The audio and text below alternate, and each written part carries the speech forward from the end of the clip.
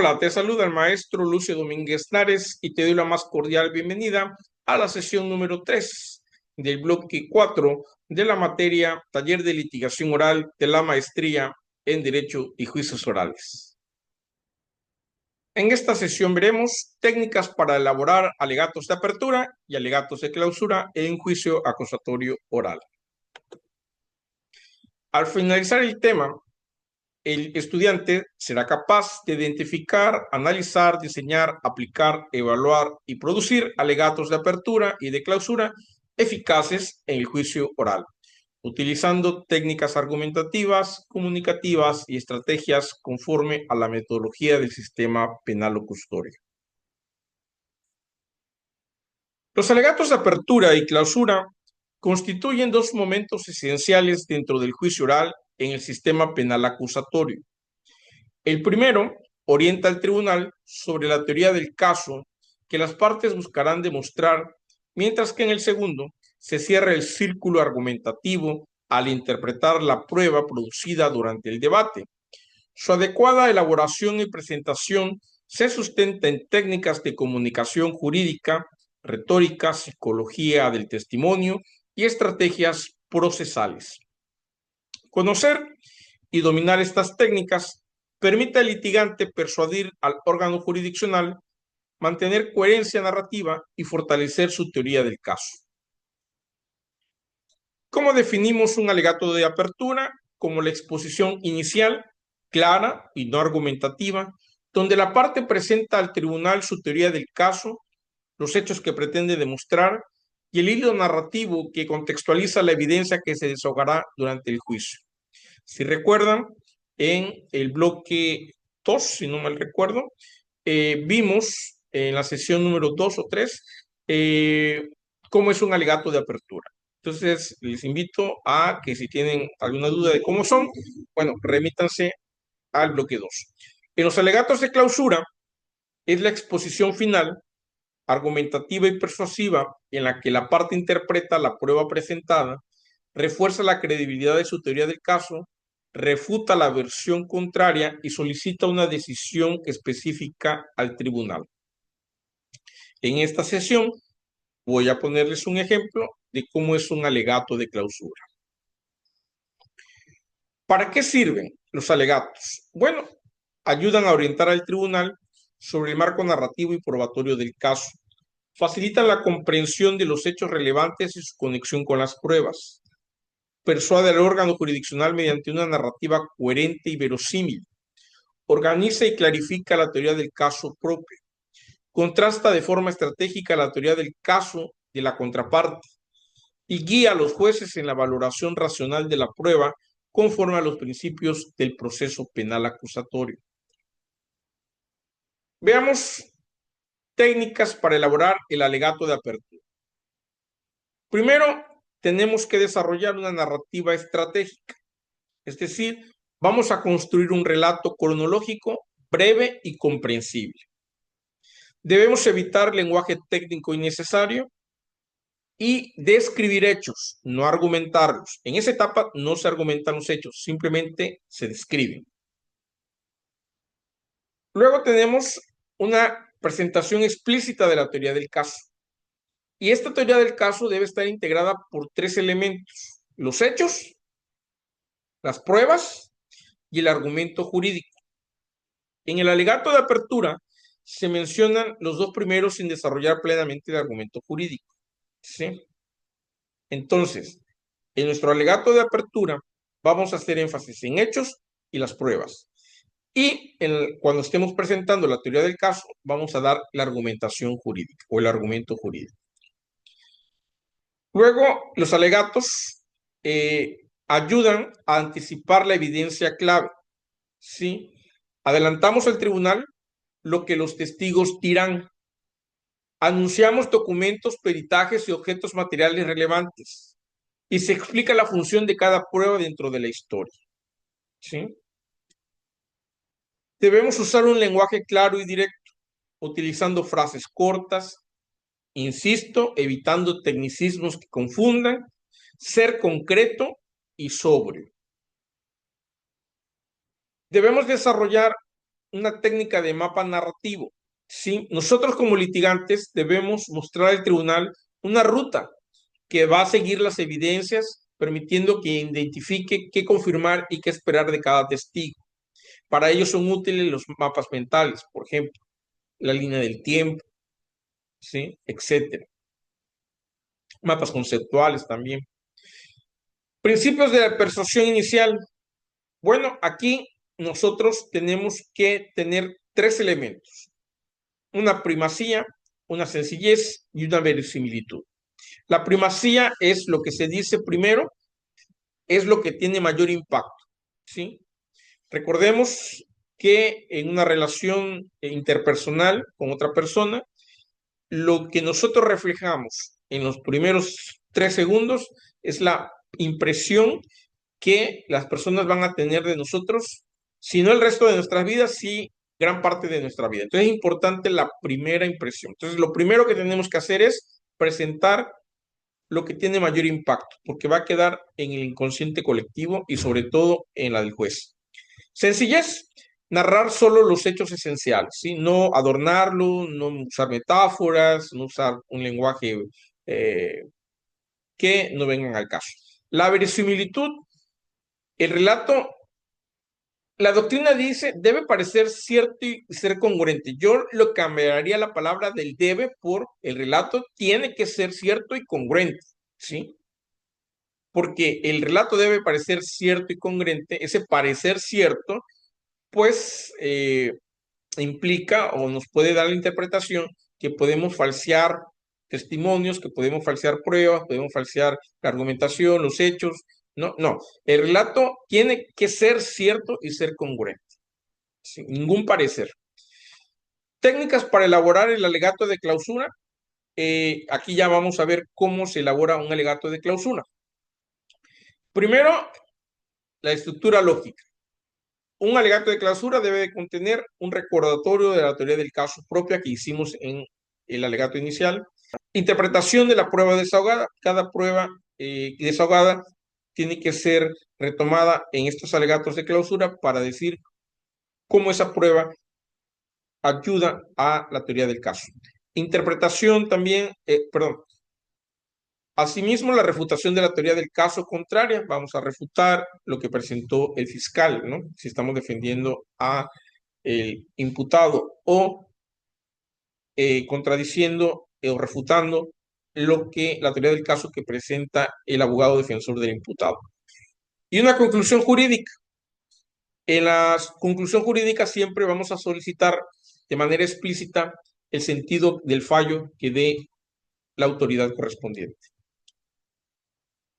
¿Debemos tener una argumentación persuasiva en los alegatos de clausura? Definitivamente sí, utilizando razonamientos deductivos, inductivos y abductivos. Debemos conectar cada prueba con el hecho que se acredita y explicar por qué la prueba contraria es insuficiente, contradictoria o poco fiable. Debemos utilizar máximas de experiencia. Aquí los delitos con dinámica compleja es importante explicar por qué las conductas narradas coinciden con patrones comunes socialmente conocidas, por ejemplo, en delitos sexuales o de violencia familiar. Hay que hacer una técnica de la reconstrucción racional. Tenemos que reconstruir los hechos con base en las pruebas presentadas. Con ello nosotros buscamos responder a las preguntas que muestran los testimonios, que acreditan los dictámenes, qué hechos quedaron firmes, ¿sí? En la apelación al estándar de prueba, en la acusación, el fiscal deberá acreditar, el fiscal y el abogado de la víctima deberá acreditar más allá de toda duda razonable que el imputado pues, es el responsable. En la defensa del imputado, los abogados tenemos que enfatizar la existencia de la duda razonable. Y hay que hacer un cierre emocional, pero controlado, ¿sí? Debe ser serio, respetuoso y firme. Una frase final contundente ayuda a fijar la idea central en la mente del tribunal. Ahora veamos los principales exponentes y aportes teóricos. Aunque el sistema penal acusatorio mexicano es reciente, las técnicas para alegatos se basan en autores internacionales de retórica, litigación y psicología judicial. Entre los principales exponentes destacan Steven Lubbett, autor referente en técnicas de litigación y oratoria jurídica, el cual enfatiza la importancia de la narrativa y la claridad en los alegatos. Anthony Amsterdam y Randy Hertz son pioneros en la enseñanza clínica del derecho y técnicas del juicio. Aportan modelos de teoría del caso y construcción estratégica de alegatos. Thomas Mawet es una figura central en la litigación oral en Estados Unidos. Desarrolla técnicas prácticas para alegatos de apertura y cierre en su obra Trial Techniques o técnicas judiciales. Richard Sherwin, especialista en narrativa jurídica y percepción judicial, analiza cómo los relatos influyen en la decisión del juzgador. Michel Tarufo es un teórico de la prueba judicial. Sus aportes sobre valoración racional de la prueba sirven de base para argumentar en el alegato de clausura. Y a continuación, les pongo un ejemplo de un alegato de clausura. El caso que estamos analizando es, acuérdense, el de una presunta violación sexual a una mujer en un parque público a un 12 de marzo de este año, y el imputado es Luis Herrera, ¿no?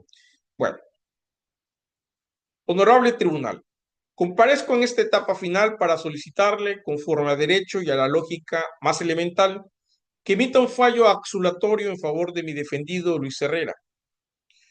No porque la agresión sufrida por Mariana no sea grave, lo es y merece atención, sino porque Luis no fue el autor del delito imputado.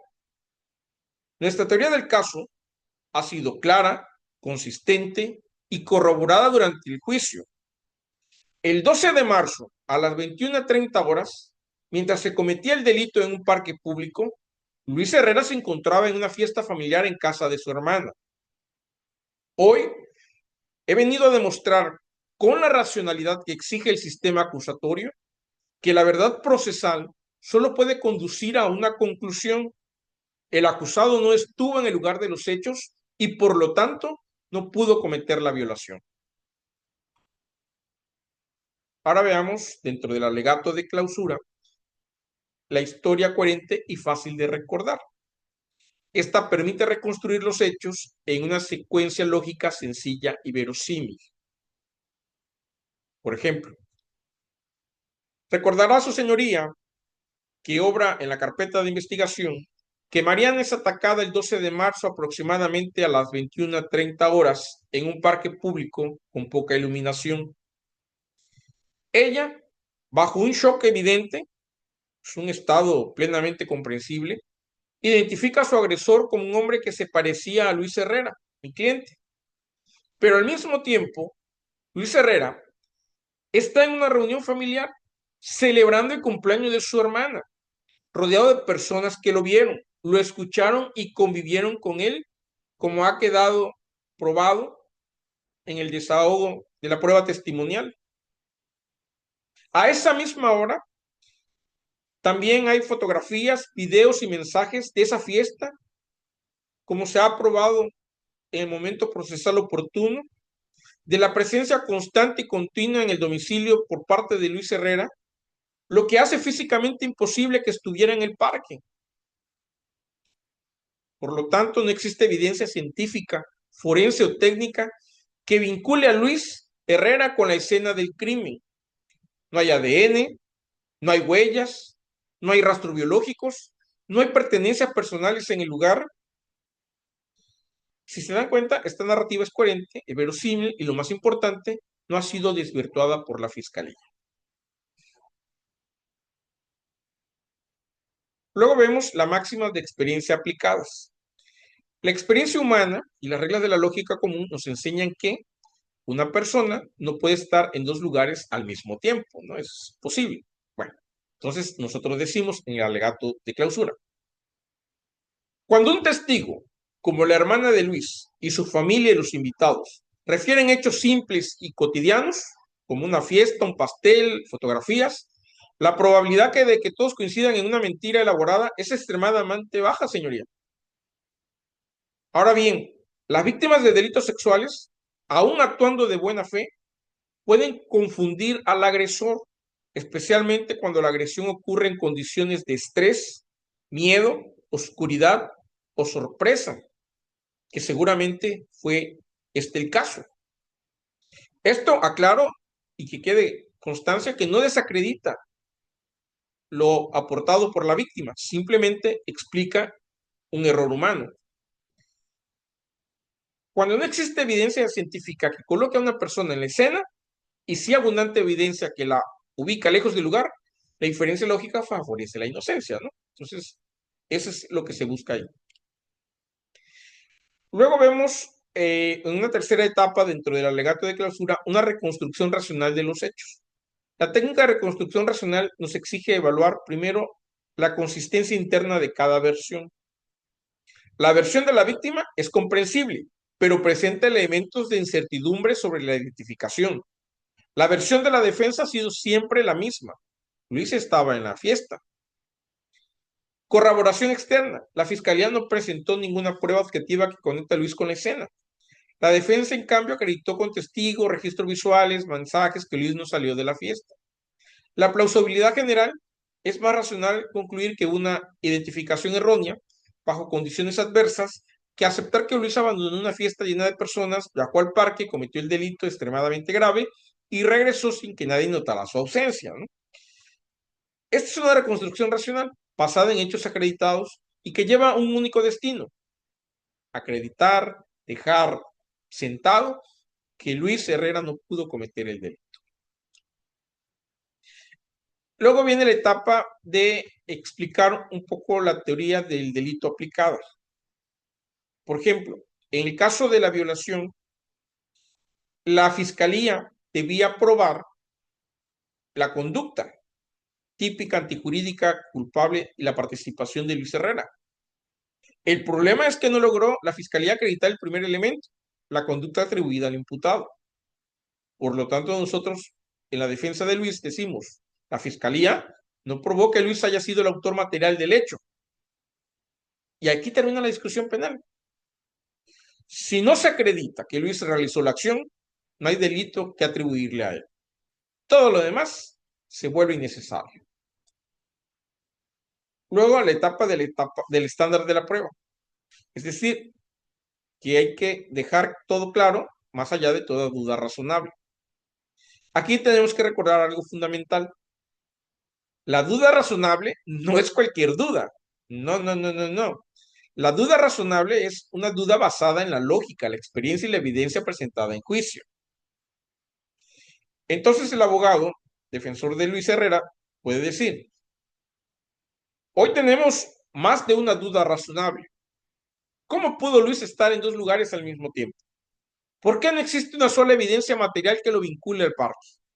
¿Por qué la fiscalía no logró refutar la coartada corroborada? ¿Por qué los testigos de la fiesta coinciden de manera independiente?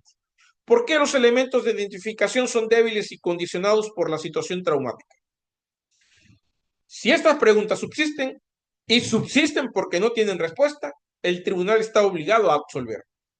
En un Estado constitucional del derecho, las personas absuelven cuando no existen pruebas suficientes, no se condenan por suposiciones, intuiciones o deseos de justicia.